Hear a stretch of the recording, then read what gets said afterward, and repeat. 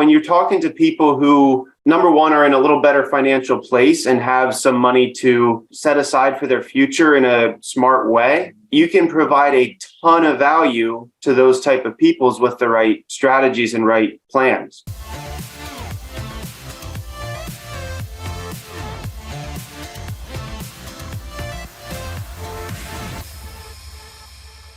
All right. Well, thanks for joining us this week on the Elite Sales Podcast. I'm fortunate to be joined by some really fun guests today. I got Linda joining us in studio. Hey. Yeah. We got John Bacaron, one of the mainstays. How's it going? But we're coming in second week into March. We're excited with the momentum that we got. Some of the guys that we got on the call today, we got a little bit of momentum coming from these guys because of what they're doing. So first of all, before we get going, you were mentioning we were talking about live dials earlier, and I was talking about Terrence Smith, who was on with us a couple of weeks ago. Yeah, and then we were always talking about like how we enjoy listening to him because he's just really smooth, really like down to earth. He's really easygoing, personable. He's not like a slick talker to trying to like be a hardcore closer, nothing like that. Just right, real genuine down to earth guy. And you said you learned something from him. Yeah. So T, shout out to you. I heard it the other day. I'm gonna butcher it though, but this is the importance of live dials, because how you say things and how you react to a client. Of course, we get into our script mode, right? And you say your personality, and things that you can hear from someone else can apply to you, or you can apply what they said to somebody else, and you can pick up on it. So one of the best things that he did, he had a client that was on the line, and he was goofing off. He was just laughing it off, and he was just like, matter of fact, I don't care if I die. I don't know what he said, but he said he joked about it. Right? He joked about death. Doesn't matter. I'll be dead. Probably was what he said. And you know what he said? He said, "Sir, you're gonna have to forgive me for not laughing, because those kids, man." And he brings it back home real quick, because those kids, man, the grandkids, they don't see that. They don't see these things, but they don't get to go to the Disneyland if you leave behind money, if you don't take care of your funeral. So he hits it back home, and the guys, you could tell from the guy on the other side, he just shuts up real quick.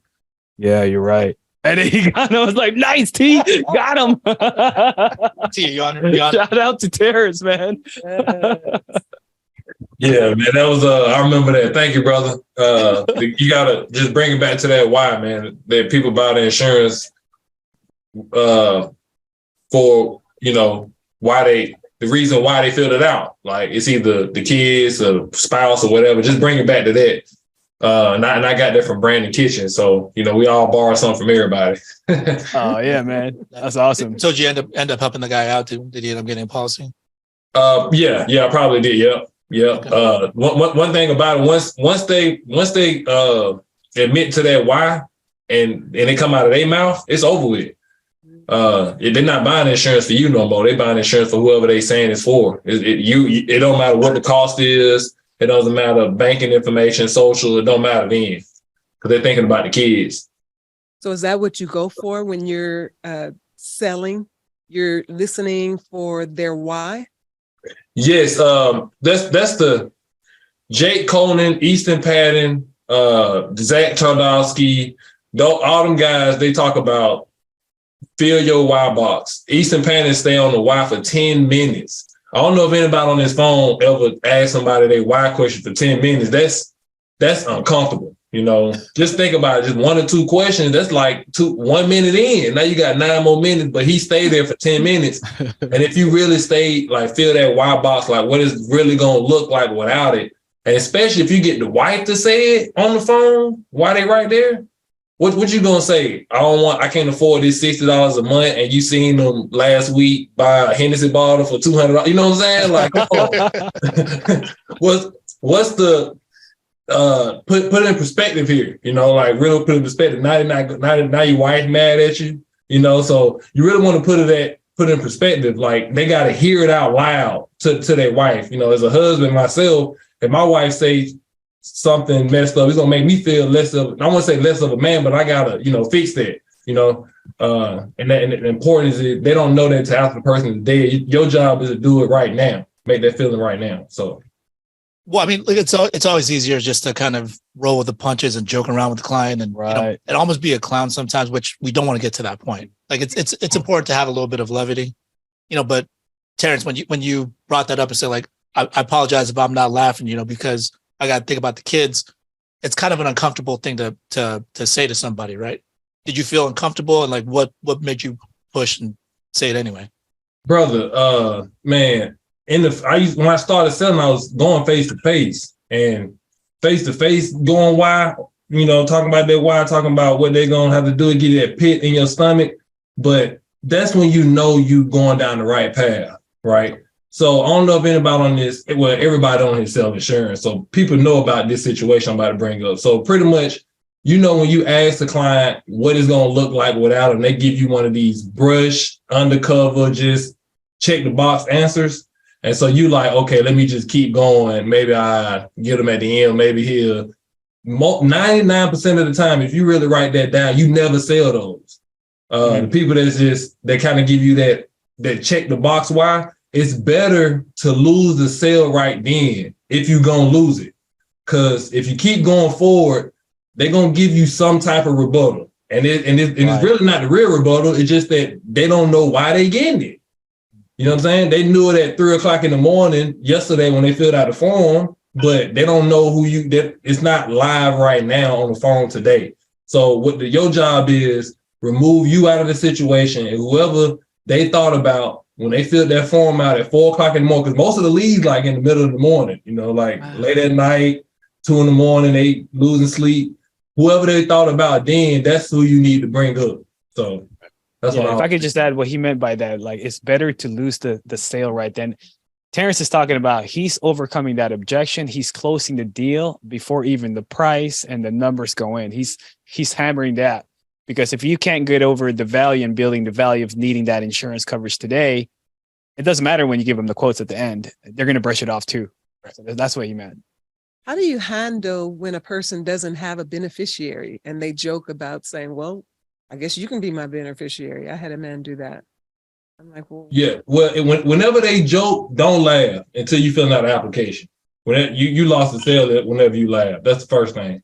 The second thing is, if they don't want to give you no beneficiary, that's when they sold you because you believe that they didn't really fill out the form and they really not important to them. Does that make sense? So you got to be direct. Whenever they don't want to give you, okay, so Albert, if you died last night, who gonna find your body today? Yeah. And you shut up. So who gonna have to pick up the pieces when you're not gone? Somebody gonna have to pay for this. Or the state. Okay, so you want to not die with dignity? Like, you ain't got no kids. You want your kids to, you want to go to the state. You want them to happen to your kids. Like, it's somebody, you just got to, even if it's a charity or whatever, if they really didn't care, they want to fill out the form, period. Excellent point. Yeah, it's great stuff. So for all of you guys, if you guys are taking notes, and just recognize what Terrence is saying here. And this is through his experience because he's on live dials, crushing it every day. He's putting in the work. And the thing is, I'm sure there was a point in which Terrence didn't challenge a client on that, because the reality, if you break down the psychology of that interaction, the client's not taking the situation seriously. If he says like, "Oh, I don't care what they do with me," right? They're not taking it seriously. And then if you don't take yourself seriously and you don't challenge the client, he's not going to take you seriously. And then there's no transaction to be done. Right. So awesome job, T. Good job, T. Appreciate you sharing a little bit. So we got a lot to get to today. We got a lot of people that we want to share with. And like with Terrence, if you don't say something like that, you're kind of just letting the whole thing slide. Yes. And then it's not going to get the favorable result that you want, which once again, everybody loses. Not just you didn't get the sale, like the client's not protected. That family's not going to have that coverage of when that person passes away. So like it's a risk to say something for him to step up and say something like that. It's also a risk if you don't say something. Mm-hmm. So there's always risk inherently involved in everything. So, that's kind of what we'll be talking about today, just how to approach risk. Right. Right. So that's just getting us started. So Marlon, are you on? Yes, brother. How you doing, man? What's up? First of all, I just want to say happy birthday, Marlon. I'm really, thank you, bro. Really excited to see another year of growth for you. You've been here for now, what, almost 3 years? Almost 3 years. In May, it'll be 3 years. Yeah. So you've actually come a long way, and not to sound like an old guy, but like when you came in, you were less mature, obviously, because we all were. And then I just wasn't sure how seriously you're going to take this. And then now you're at this point where you're just like building a massive deal. You're working towards something. And, I just want to say I'm really proud. Thank you, bro. Thank you. I mean, that means a lot coming from you, especially, you being the main leader for Elite and being, I think, everyone's mentor here. And yeah, seeing me from day one, I would agree. I mean, there's a lot of maturity to still, gain in this business, but it's been quite a journey, and I mean, I'd say that I came in, pretty serious, but what FFL does to most people, what it did for me is coming from the old company, it's just a different approach. The business approach over there just doesn't work here. You have to change that quickly. So even though I was serious at the beginning, that didn't work. I had to make proper changes and, adapt pretty much to the system here. And thankfully it's been going just fine. Thank God. Yeah. And I really enjoy watching the process too, because, like you and I, we've always gotten along personally. We haven't seen eye to eye on everything in business. And, we've had a little bit of falling out at one point. And, fortunately it's a long game, and we've got a chance to kind of talk it out, figure out what we need to do. And, I'm thankful for this relationship. But, one thing I really noticed was, hope you don't mind me putting this out there, but, you got a chance to go down and visit your dad and spend a little bit of time personally. Yeah. This past month, you finished with almost 40 families that you helped, right? Nice. And I caught myself there. And Noise. And the thing is, like, when I saw you on vacation, because you posted some really nice pictures that looked beautiful out there and looked like you were having a great time, and I'm just like, I always like when I watch people on vacation, like I never feel like envious or I'm glad that people can enjoy their lives. I always look at it like, oh, they're out here, and like they're an adult, they can make their own decisions. But sometimes for certain people, I'm just like, okay, this person just complained about not making enough money. The financial situation.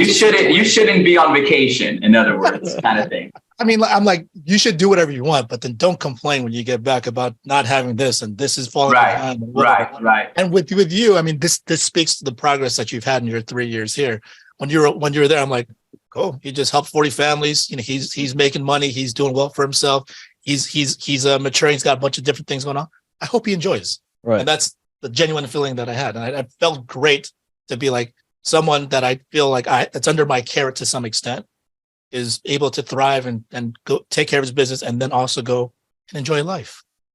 Yeah, bro. I mean, first of all, thank you again for saying that. And it's funny you bring that up, because I was having a talk earlier with Julian and John Tell. And, if you guys don't know who they are, they're two up and coming managers and producers. And that's one of the things. So personally, everybody's different. Like, some people don't like to kind of show off what they're doing with their money.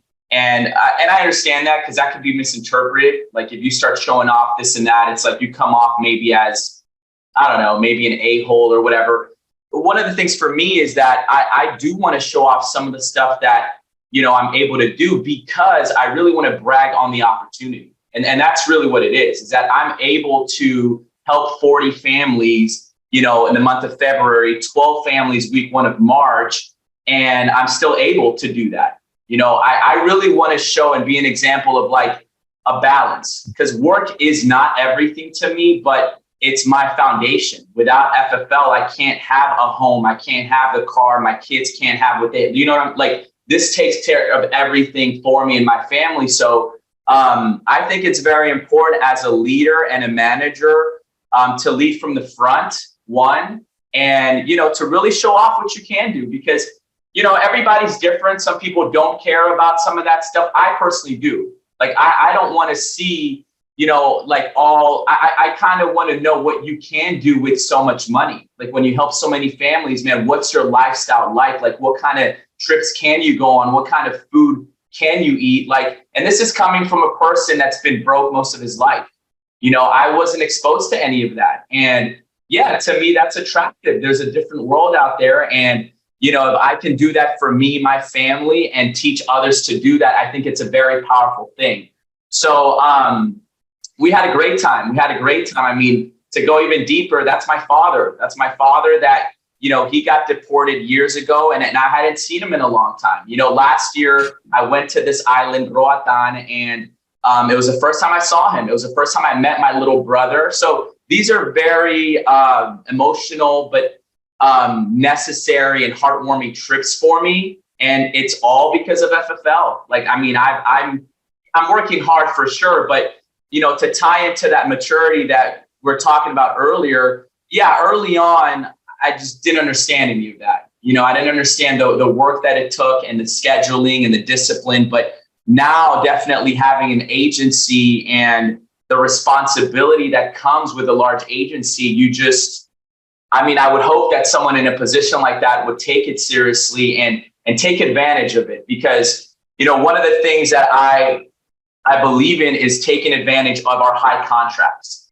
It's one of the most appealing things about FFL, right? Is that, hey, we're going to double your contract or comp. And unfortunately, many people don't take advantage of that. It's like they just let that, kind of sit and simmer. And for me, it's like, dude, if I got X amount of contract, like, I'm going to go to work and make as much money as I can. And, that's just my mindset. Like, my mindset is I take what Sean Mike, our CEO, he said, your best override is going to be your own pen. So if I have the highest contract on my team, I'm going to go to work. And I'm going to live like I don't have a team. Like, there's overrides coming, there's passive income coming, but in my head, I don't have any of that coming. And I only depend on myself. So that keeps me hungry. It keeps me on my toes. And I just love sales, period, because it just sales forces you to grow and stay up to date and stay sharp. So it's fun, man. Like, you can definitely have a good balance. You can, enjoy life. You can make a lot of money and do whatever you want with it. Whether that looks like going to an island or donating that to charity, do you.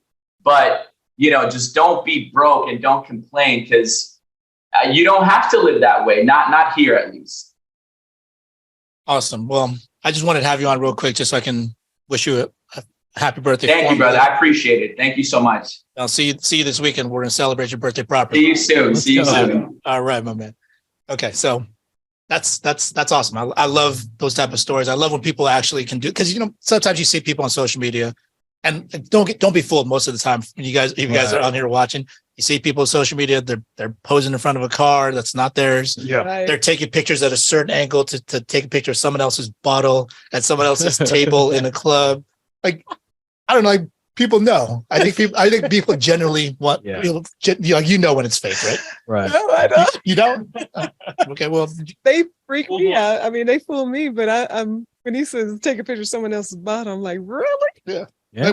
So you guys got Linda, but you probably won't want to get everybody, So that's just the thing. I mean, like, you see things on social media all the time. Like most of these rappers, That's true. they have to Uber to their video shoots, Yeah. and then like they're rolling around in someone else's Lamborghini, and then they got to go home to their Or it's rented. the broke apartment, right? Yeah. And that's so it's not everything you see on social media is real, but I mean that felt genuinely great to me watching Marlon, because I know how much It's work he put real. into the previous month and Yeah. how much he made and all this other stuff. And I'm like, I know his team's doing well. So, when you see those pictures, you're like, oh, this is awesome. Like, it's like a validation of the things that we can do. If you put in the right work, you commit to yourself, just put in that time. Like, you took the right risks at the right time and you're willing to put in the work behind it. So that's just great to see. So, before we get to Drew, actually, Trent, are you on here? We're going to finish with Drew here. What up? What up, my man? Speaking of risk, here's a guy that takes probably more risk unnecessarily than he needs to. Yeah, for sure. One of my good buddies, and first of all, I just want to say I appreciate you reaching out to me during this time that I've been unable to work, because as stupid as it sounds, like, first of all, I still want to say this. I had a few people reach out to me and they thought I was like dying, right? So they're like, "Hey, I saw you all put together a reel where I said like I'm dealing with some health stuff." And the people were like reaching out to me, random people, and they're just like, "Hey, are you okay? Like, are you dying?" And so I just want to say I'm okay. Like there things could always be worse. I'm going to be fine, right? So I just want to say thank you for the concern for anyone that reached out. But during those times, yeah, sometimes you got way too much time in your hand. It starts to get a little dark in your thoughts, and then you got someone like Trent that just reaches out to you. When a friend just reaches out and just says like, "How you doing?" Makes a few jokes, and I'm just like, okay, cool. I'm like, I got to snap back into it, and that's been tremendously helpful along this process. So first of all, thank you for that. No big deal, man. I got to keep you on your toes, brother. But as far as risk, I just want to, you and I we've been talking recently about managing our business and making sure that we take the appropriate amount of risk and mitigate some of the things in which we don't need to take risks on. And the one thing that we ended up talking about this morning in particular was just about leads. How important is leads, and why is it important to invest? Because most people are like, I don't want to invest because what if I don't get the return, or what if it doesn't turn out the way I expect? What's your approach towards risk? I think at the end of the day, leads are, how do I put this? A lead's a lead. You're gonna have like some that are good, some are bad. Some say they're amazing and they're not. Some are, you would think not to be so good. You make some sales on. Like, the end of the day is that you're always doing something. That's kind of how I look at it. So it's like, for me, I like to make sure that I like live transfers because I'm lazy. I'll be honest. But in between that, live transfers cost a lot of money. Okay, there's more risk in that. So in between live transfers, you're going to have maybe your 1 month lead or your instant internet leads, and then you're going to have your age leads too as well. You just have to keep productivity. And it's funny to me because I could make a lead company and call it anything I wanted and put it in the group chat. And it was like, oh my God, what's that? What's that? What's that? It's like, right. It's hilarious. I could do that and probably make $1 million. But at the end of the day, it's not really about the leads. Yeah, you have to have a good number to that individual, but you just gotta kind of have to keep working. I've tried so many leads, and some leads come out that sound really good. We kind of had a conversation this morning about something I'm going to try. But if you go in there scared, it's not going to work out. Who goes into a basketball game and scared and scores 50 points? Never happens. It's okay to have a little reserve on being successful. And that's what I think it is. Some people really just don't think they can be successful, deep down, which is kind of sad to see, but it is what it is. So if you just go to work and go, hey, look, I'm going to have a good day. And that's the thing I tell myself every morning. This sounds crazy. Don't take the wrong way. Every morning I wake up, first thing I say is, Trent, you're the man. Every day, dude. It's great affirmation. It's just how it is. I have to set myself in a good mentality because we're all going to have stress that comes into our lives, whether we want it or not. So let me control what I can control. If I can't control it, I'm going to put in my backpack, I'm going to zip up my JanSport, and I'm going to keep on going forward. That's just kind of how it is for me. So it's having a positive mentality, feeling good about investing in your business and yourself. That's a big thing. Because the same people that go, oh, well, and I've been a culprit of this, dude. I have. I remember this was probably 2 months ago, and I was I don't know if I want to put, $2,000 into this lead company I didn't know about. I went out that weekend and got bottle service. It doesn't correlate. You know what I mean? So it's and that's my thing. Just feel good about investing in your business. You should.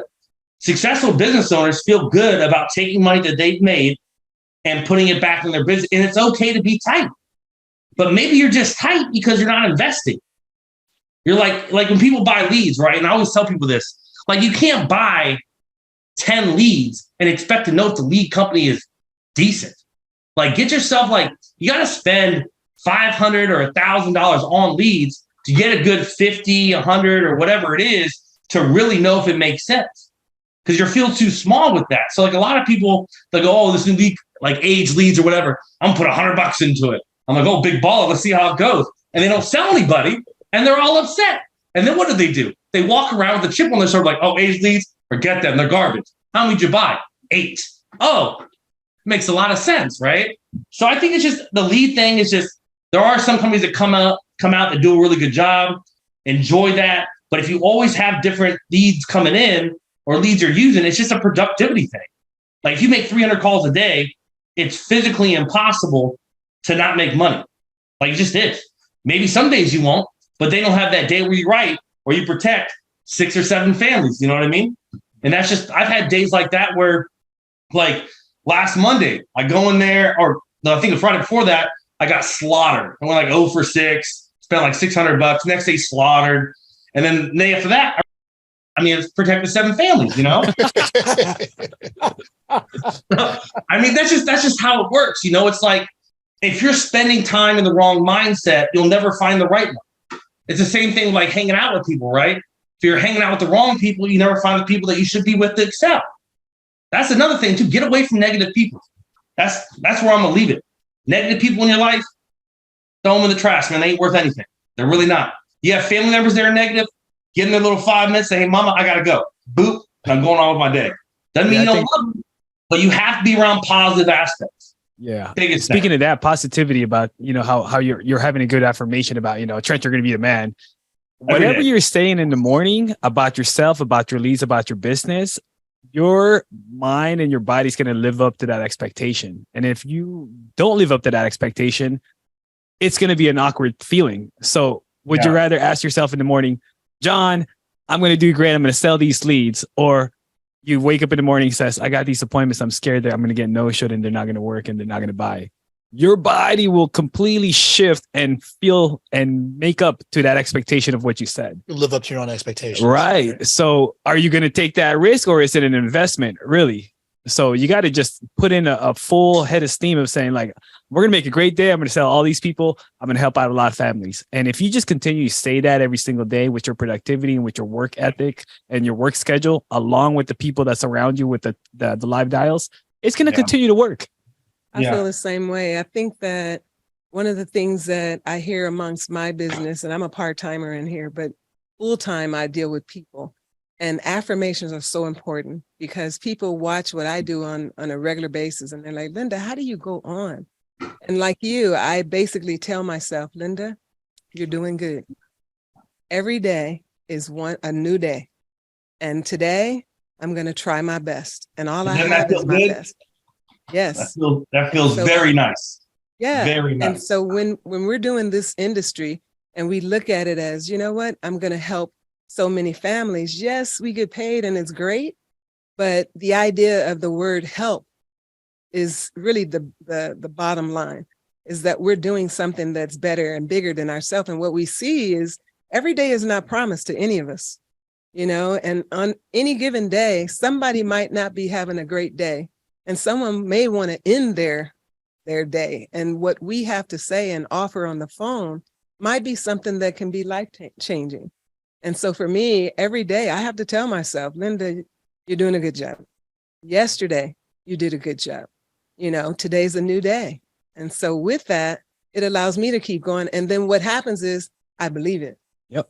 And I remember my sister saying, you know, one thing about you, you're transparent. And she laughed because I said, and then you're going to believe it. Because when I say things, most people believe that I believe it every day and that I never have a hard time because that's just what I always put out. Right. But it is not true. I always have days where I'm doubting because I'm my worst enemy, you know what I mean? But I'm also my biggest fan at times. But you can realize that. So same thing with the numbers. Like I have a conversation with Jason. He set up a goal right now. Instead of the AP goals, instead of anything goals, his goal is 24 families, right? So if you wake up in the morning having that goal in mind, whatever you're short on, guess what how do you feel the next day? You're feeling positive. You're feeling like, okay, I got more to accomplish the next day. The same thing when you wake up. I'm going to help 5 families. You helped out 3. You're yearning for more. Who's that, right? Jason? Jason Steiner, yeah. That's for Kobe, right? Yeah. 24. Yeah. So he's at 12, 9 days into the month. So he's ahead. That's great. Well, that's the thing. Linda, Trent, you got with the affirmation, what you're doing is whatever you're saying positive, it may or may not happen that day. That's just how it's actually going to happen. But what you're doing is you're conditioning your mind and your spirit to be ready to accept it when it comes. Yes. In those times, like you're not fighting it because you're not predisposed to thinking, oh, today's going to suck. And it's going to be a rough day today. Because if you think that way, it's going to be. Yep. Like it's just, you're attracting that into your life. Right. Yeah. You materialize that.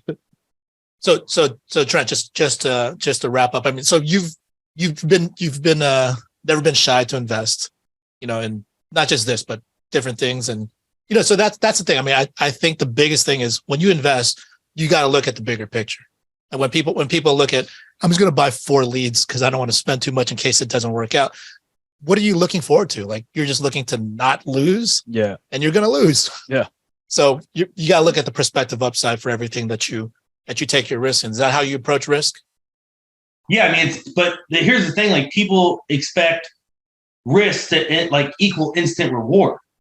You know, and I think that's the correlation. You know, like, we've all done this. Like, we bought, you know, a pack of leads, man. You know, we heard the juice on it all week long, man. Everyone wants insurance. They want to give you all their family. Like, you're all jaded up, wake up in the morning, hit the gym, you're looking swole, get on the computer, no one answers the phone, right? We've all done that. And we're all like, oh, man, this is like trash talking the leads and stuff. But you can't look at it like that. Like, I can tell you, some of my largest investments in my life took months or even years for them to pay off. You know, like, it's crazy, you know? So it's like, for me, and I get caught in that sometimes because I've had a couple investments that I place stuff in that's maybe a ton of money really clicked. So I have to catch myself and go, hey, look, Trent, it's not really about who you're going to be tomorrow.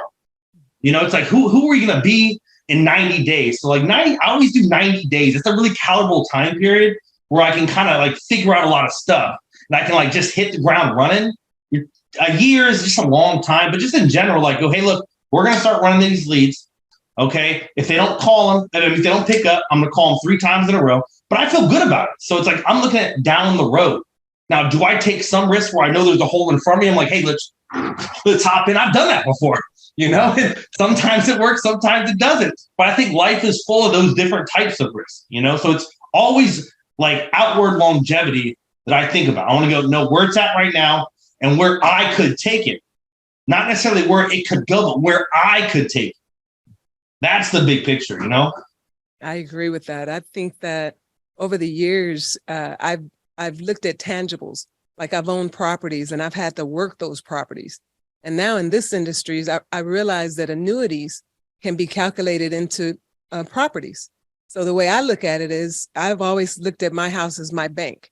So with equity, I can literally talk people into doing what I do. I take equity out of my house and I can put it into an annuity.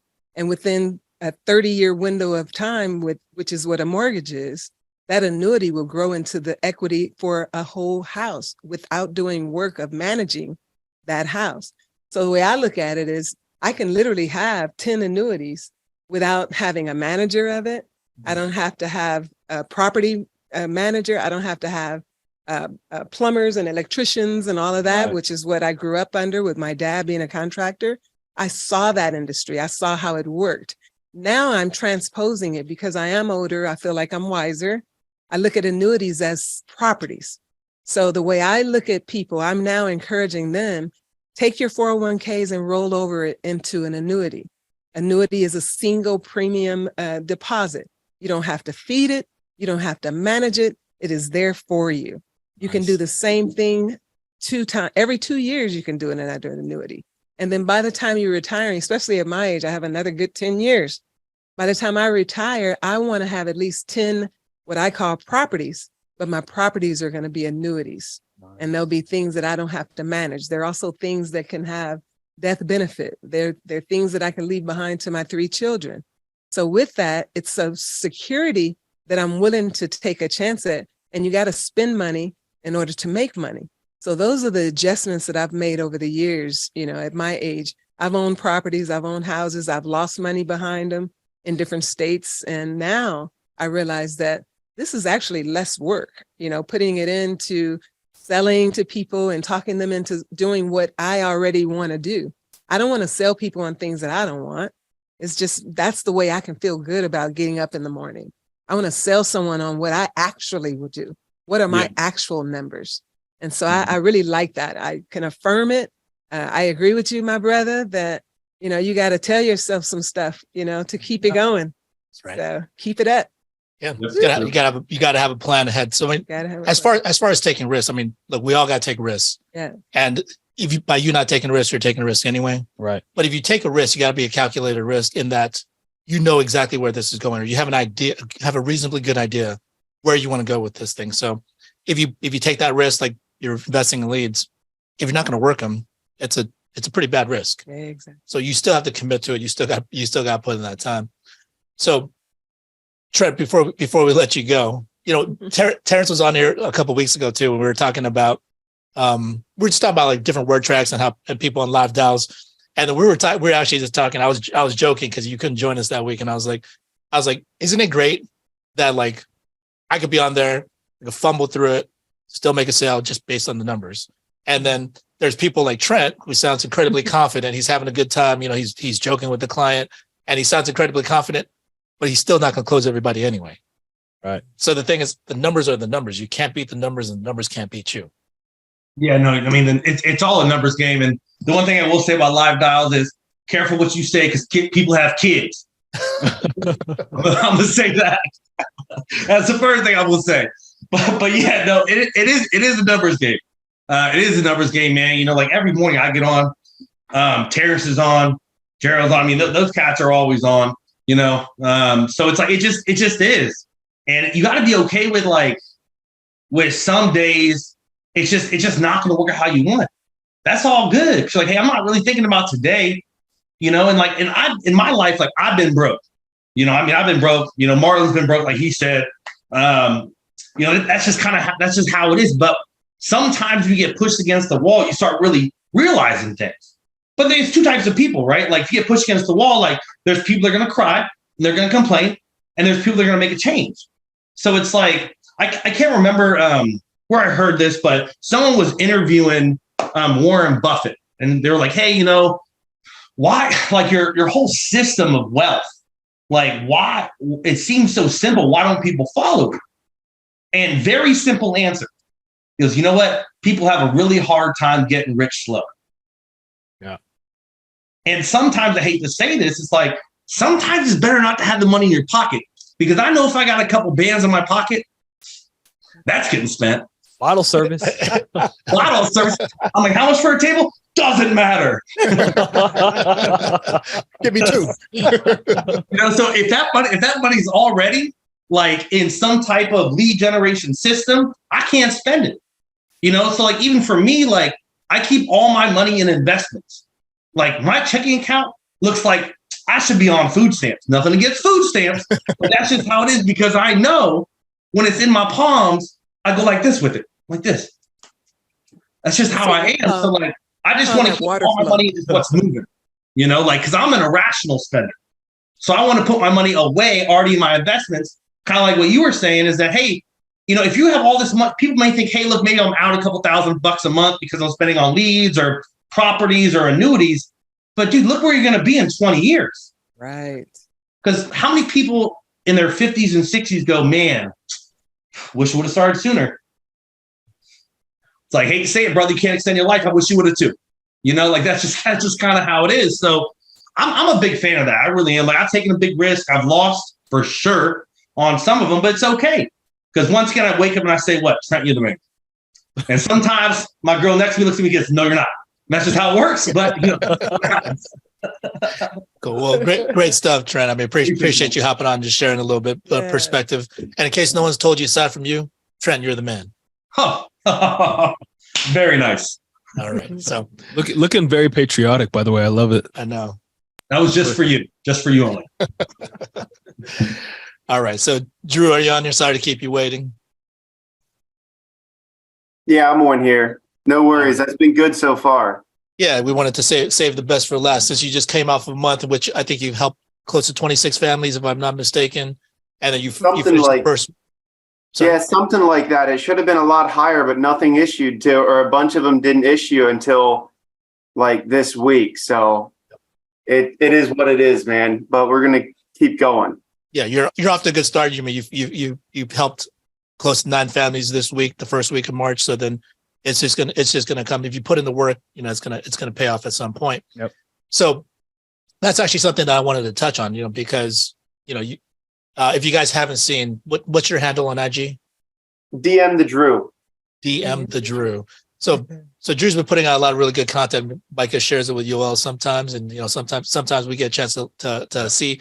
And you're on there talking about the importance of advanced market products, and that's the thing. Like there's a lot of great stuff, a lot of great tools that you can use within this business, within our portfolio. The thing is, like as Drew mentioned just a second ago, he was expecting to issue earlier, but then sometimes these things take a little bit longer. So it's not necessarily a risk, I would say, but it's a different type of method or system in which you got to learn how to work, Right. for you to be profitable, for you to continue to make money on a regular basis. So I actually wanted you to start talking about that. I mean, what's your method? What do you focus on? What are the inherent risks between both? So one thing you got to think about when you're doing any kind of AMS, advanced market sales, is it just takes longer to issue, which means it takes longer to get paid. So like when you're writing a policy with Americo, man, you're getting paid 2 days later, right? It's in your account. If you're writing a policy for an IUL or an annuity, I haven't done many annuities to be honest, but done quite a few IULs lately. And typically the underwriting process is just longer. You're looking at 2 or 3 weeks, then it issues, then, another week till you get paid. It's just a longer process all the way around. So one thing that I would say is you can't just forget about the simplified issue. Yeah, I want to write as many IULs and such that I can, because I mean, look at the numbers at the end of the day. You get to help a lot of families in a hurry, right? But you can't forget about the other stuff. It pays to do it all. And that's why we do it all. That's why we start with simplified issue. It's simple, it's easy, it's fast. You get money in your pocket that week, right? Like it's just simple. But when you're talking to people who, number one, are in a little better financial place and have some money to, technically it's not investing, but some money to set aside for their future in a smart way, you can provide a ton of value to those type of peoples with the right strategies and right plans, right? And if you get paid on the value you provide, that's in this business, that's in real estate. I do a little real estate. That's in any business you're in. You get paid based off the value you provide. And when you can start providing tremendous value down the road for these clients, you're writing policies that pay you commissions that, at my previous job would have taken me 3 months to make that money. Like you're providing a different level of value. At the same time, it takes longer to do. Like if I'm writing an IUL for said client, we're going to be on the phone for at least 2 hours, probably more than one appointment. It's rare that you can do those one call close. Right. And lots of follow-up as well, right? Right. Typically there's follow-up, you're following up. If you're a good agent, you're going to be following up with your clients either way. But with an IUL, there is more follow-up. Correct. You have the delivery receipts you have to take care of. You got Physical different stuff. exams. You want to make sure they understand it too. Yep. When somebody's putting however many a band a week or a month into their policy, they want to know how it works. And it's not just, hey, $60 a month, you get a $40,000 death benefit. It's not that. It's different, right? There's a lot more to it. There's a lot more intricacies on how they actually access the cash value all the way through. And your value you're providing includes being that person they can talk to down the road, and that is there for them to help with their policy and any needs they have. Not to mention all the follow-up work with the carriers. I feel like I have them on speed dial whenever I have to submit an IUL policy, because I got to go back and forth. And, it's not just, there's just a lot more work. Yep. With America, if you sign up for policy, decision on the spot, boom, you're done. It's funny. 100%. You're going to want to develop some relationships at the carriers. Yeah. It's funny. I had a policy I wrote in the IUL in December, end of December. I just got paid on it this Monday. Follow-ups on follow-ups. The client had a birthday. The company was like, do you want to save age birthday? I'm all like, why do we need to save age birthday? Isn't it go by the nearest birthday regardless? I'm like, what's up with these follow-ups? And all these things happen. A lot of crazy variables that can happen, but it's rewarding. You do get paid well. It's a big ticket type of sales, which means to sell big tickets, you got to create big value, big confidence in yourself to know what you're selling. The client has to trust you first before the product. Speaking of big ticket, I mean, sometimes I get some agents that are like, oh, hey, what's up with those annuities or what's up with those IULs? I just want to do those. Yeah. And like, for me, I'm always like, bad plan. Yeah. Bad plan. I'm not, now the thing is, because they're so new. Yeah. Don't misunderstand me. I think they're great tools. I think they're awesome tools to have in the toolkit. It's great that we have that ability to be able to help clients out with that. So I'm not knocking the utility in that. I just know from experience that it's not for everybody, for one. But second of all, it's also, you need to diversify your business so you get some cash flow in the meantime until those things pay out. So, you know, I would never tell someone, hey, don't write those things, because obviously we should, and like we should incorporate that into our business. But the thing is, if your people make that primary focus, and think about why they're making the primary focus. Because it's a big ticket. It's a big ticket, big money. But a lot of times people bypass the regular simplified issue work because they'd rather do less work. Yes. They'd rather keep it. They think it's going to make them rich with with the least amount of work. When in reality, it's not going to be the case. Like, you got to build up your experience to get to that point. Because even when we look at the group chat, when people post sale for like a baby sale we just helped sign up a kid or whatever, right? That or something like that for the annual premium, which you'll probably have to edit out. But you can fix yourself with that part. But the thing is, it looks like a small one, and then like Drew, like last week or something, you did a policy where you helped 16 families or something, right? Yeah. And I was like, ooh, that's sexy, right? Yeah. Like, you just look at it like, ooh, that's sexy. You look at the other policies where like a small one, and you're like, it's still good because it still helps somebody out, but we just can't get drawn to that idea of just thinking, I'm just going to sell all the big stuff, so I can work less and get rich quicker, because it doesn't work out that way. 100%. And one thing I'll say back to what John was saying there, I think it's John, whatever your name is. What you were saying about not jumping into that in the beginning, like, one thing with selling those bigger ticket sales, those high ticket sales, you have to understand them really well. Because if you don't understand the product yourself in and out all the way, you can't truly believe in it like you need to. And if you don't have that rock solid belief that, hey, look, you know, I'll pull out my policy right here and show it to you. This is what I have. This is what I set all my family up. This, bar none, is the best insurance policy that is available. And on top of that, I think every single person in the country should have one on some level. When you don't have that kind of mindset and you come across a little unstable, a little unsure, and that the client feels that, they're like, yeah, this sounds like a good idea, but how do I even know you're setting me up with the right policy or you're structuring it right? Because the way you structure an IUL really is important. How do I know you're even doing it right? You don't sound like you know what you're talking about, or you don't sound like you're sure you do. And you're going to lose that sale. When a new agent comes on and they're like, hey, I got this client that wants to do XYZ, first thing I'm saying is, let's do the call together, because you need to have that confidence on your call.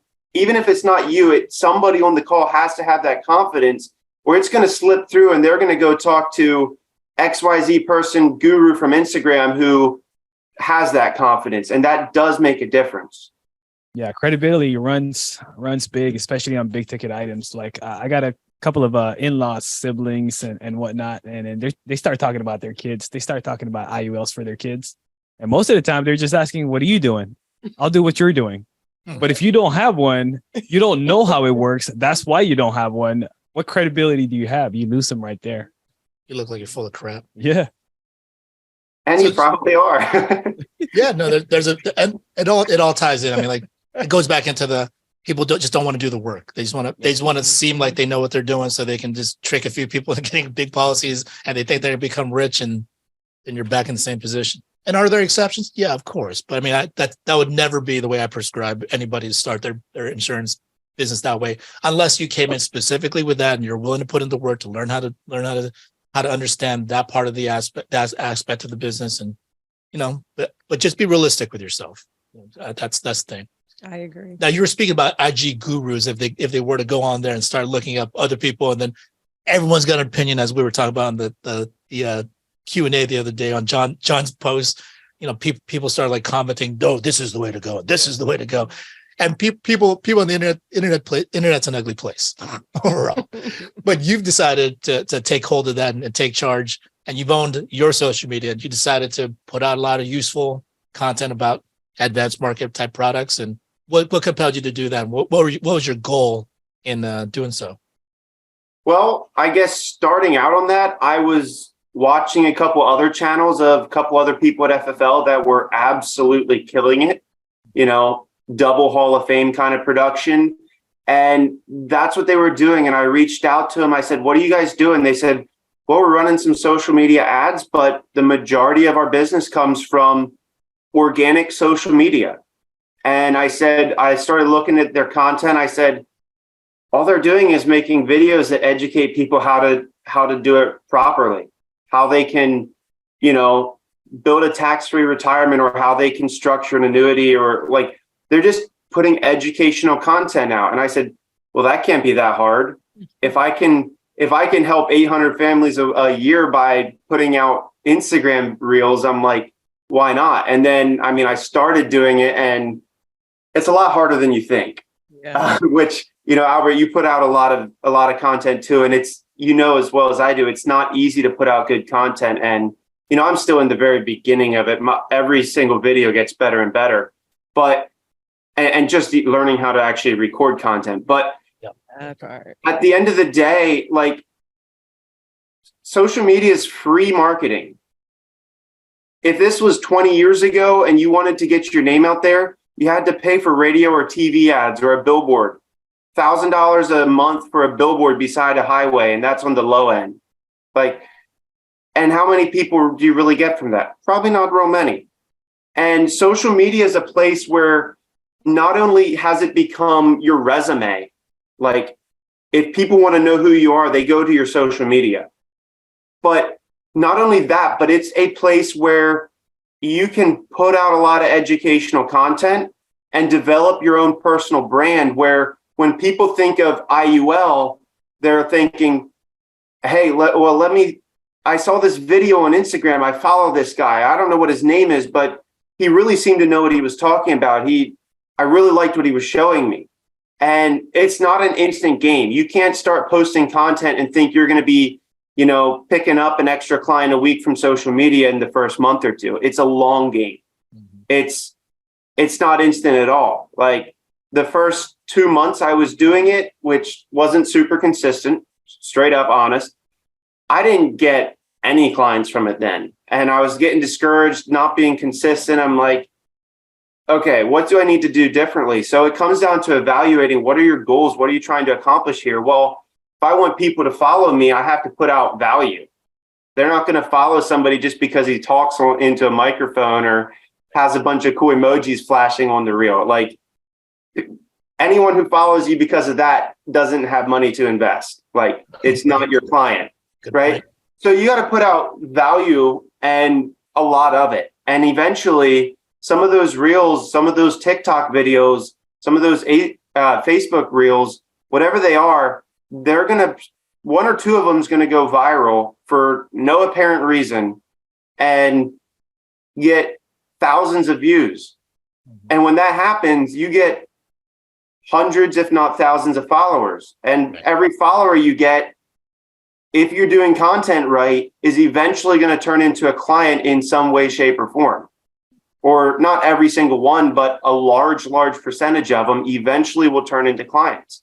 Whether they turn into recruits, whether they turn into clients, whether they turn into referrals for one of their friends or family that's like, hey, my brother seen your Instagram videos, he liked them. He told me to talk to you about this because I was hoping to do XYZ, right? Your social media following is your biggest reach. And at the end of the day in this business, we get paid by selling policies, period. We get paid when we do, we get paid when our downlines do. How do we sell policies? We talk to people. How do we talk to people? We either connect with them at the grocery store, they see us and reach out to us from social media, or we buy leads. Buying leads is the easiest, most predictable way. It's not necessarily the most profitable. And when you can, it's the least profitable because you're spending money for it. But if you can develop, and I'm by no way saying don't buy leads, like absolutely buy leads.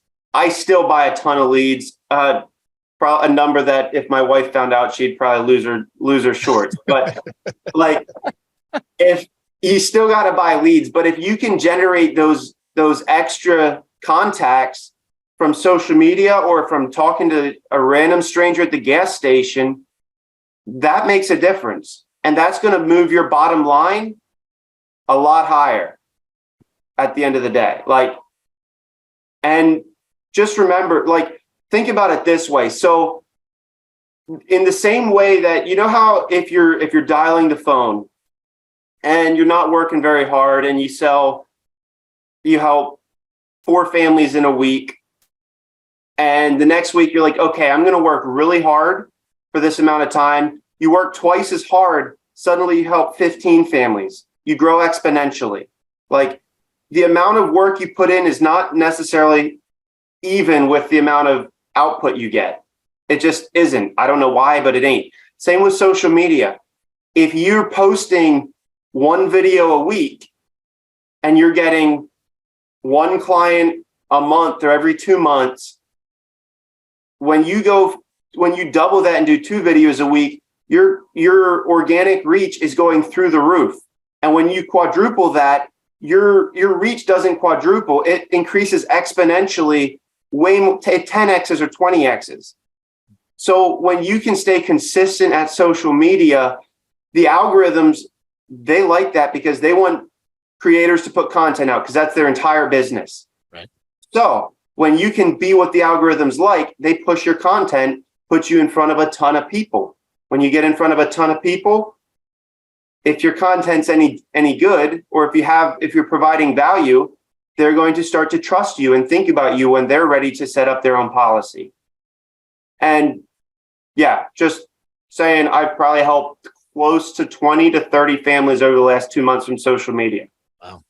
So it pays, guys. Take that time. You can't dial the phone after, maybe 8:30 or 9 p.m. in your local time zone.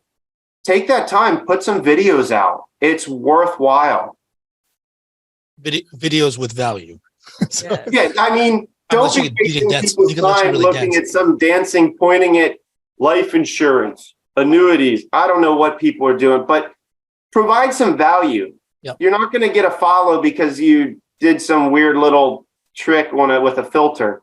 But if you're providing real value, people are going to want to know more. People naturally are curious. And if you can get past that first 3 seconds and they're still watching and get to some real value, they're going to be interested. Period. End of story. You go over an illustration, obviously for educational purposes only, because you don't want to get in trouble, but go over an illustration for an IUL. Look at those numbers, show people what they actually look like. People don't know what that is. They've never heard of this. It's something that is incredibly powerful. And plus, at the end, there's a call to action. You like reach out to me if you have any questions. Reach out to me if you're looking to get set up. So, if you don't ask, you won't get. Yeah, absolutely. Throw that call to action in. It makes a difference. Don't ask me why. To me, I'm like, dude, I would reach out if I wanted to or not. But it does actually make a difference. And get a little like link tree or something in your bio. And on TikTok, on Instagram, on YouTube. Get a little link tree with a little form they can fill out, or, even simply just DMs. But depending what platform you're on, DMs don't really work if it's on like YouTube or something. But put a little link tree with a form, maybe a link to, if you have a website, to your website. If you don't have a website, link it to Albert's website. Like, make a page that looks professional, like you actually know what you're talking about. And by all means, turn it on public mode. If it's on private, nobody can see it. Right. No shots at you, Albert, but I had to change that. Yeah, I had to change that. Yeah, yours is on private because I had to friend you before. You had to accept my friend before That was before. That was a long time ago. Oh, okay. I've learned since then. Okay, well, that was a while back before we got connected, but yeah. Yeah, I mean, if you're not on public, nobody can see your content. You don't look like a business or like you're providing real value if you're hiding yourself. It's not professional. Yeah. No, we're constantly learning. I know I've learned a lot in this process, having a guy like Yoel helping me walk through the process. And this is really great stuff. I think we're running out of time here, but I appreciate you coming on and sharing your knowledge that you've acquired, and appreciate sharing the perspective, and looking forward to you continue to grow and continue watching your journey on social media. 100% look forward to growing myself, and I'm just trying to catch up to you, Albert. I know that's not going to happen, but that's the goal. I hope you pass me. Appreciate you, Drew. All right, so yeah, I mean, hopefully that was some really helpful stuff from all the guys that we got a chance to hear from today. And just to wrap this thing up, I mean, look, it's a risk to put yourself out there on social media because egos are fragile sometimes. Sometimes it's a new experience, and what we just got to look at risk in the proper way. Risk happens whether if we take the risk or not. That's a risk, right? So the thing is, like, you got to look at it like from a winner's perspective. If you're going to take risks, a loser will ask, is it really going to be worth it? Is this really going to pay off? Like, what if it doesn't work out? I just had a new agent that I was just talking to, and this agent's done okay, and then kind of like fell off. And then I reached out to this agent and said, how can I help? And then this agent was like, well, I'm just going to tell you straight up, like, leads don't work. And then and then this person was like, I don't care what you say, like, they just don't work. And I'm like, okay, well, I was going to call to see how I can help, but apparently I can't help you because you believe that. And then like the agent was just like, well, it just doesn't. And I'm like, I can't agree with you because this is how our entire business runs. I mean, sure, there's a little bit of referral business. There's people that, that market organically, and that's fine. But the majority of business is off of leads. So I'm like, I can't agree with you, but if you believe that, even if I were to help you with a few leads, I don't think it's a good investment for me because you're predisposed to believe this is not going to work. So if you're not willing to take that risk, I can't take that risk on you either because we're almost destined to fail. So the winner's approach to this, it has to be, what do I have to lose by not doing this? Because like the thing is, we're all too comfortable in the things that we're just comfortable being where we're at. And we just think, oh, I don't want to lose this, or I don't want to lose this bit of money, but it's like, if you don't do this, you're still stuck in that same position. That money's going to be gone anyway. And then you're going to wait for that next whatever thing to hopefully it will come and save you. Try it. It just might work. Just try and think ahead and think about what happens if you do this and it works out. Think about what happens if you don't do this and it doesn't work out. Like, where will you be 5 years from now, or even a couple months from now? So we all have to take the right approach when it comes to taking risks, and just be a winner about that. Just think about the upside, and more importantly, behind all that risk, you got to put in that work. So anything else you wanted to add about that, Linda? I think that's great. Okay. Well, good Drew, stuff. Appreciate you coming on and sharing. Marlon, appreciate you coming on and sharing. Trent, appreciate you coming on and sharing. You guys are all the men. John, Linda, appreciate you guys sharing. And let's go out there and just take the appropriate amount of risk. Let's put in the work behind it. Let's go be elite, guys. Have a good one.